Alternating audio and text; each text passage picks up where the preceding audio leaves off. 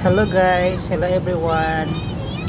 Nag-travel ko ani padulong sa SM Seaside, Cebu. Nindot kayo ilang kalsada diri, hinlo kayo. Okay, diri ang view makita nimo ang gihimo nila nga mura ni siya og arena, so sports complex. O, tapad lang yun siya sa SM Seaside. Okay, so dako kayo ang ilahang SM diri sa Cebu.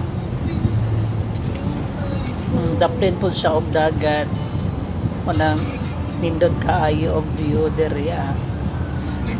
Unique po di kayo ni ilahang SM sa diri sa Seaside kay ano siya kanang round ang iyang shape.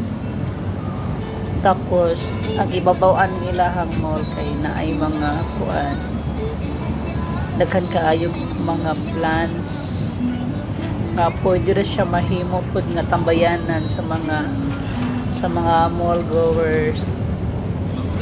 Okay, so naapod ni sila ini siya nga mall kay naa siya murag kanang trademark gani. Okay, mura sa cube. Dako kayo siya nga cube. Kana lang guys, please subscribe my channel. Teacher Jess. Okay.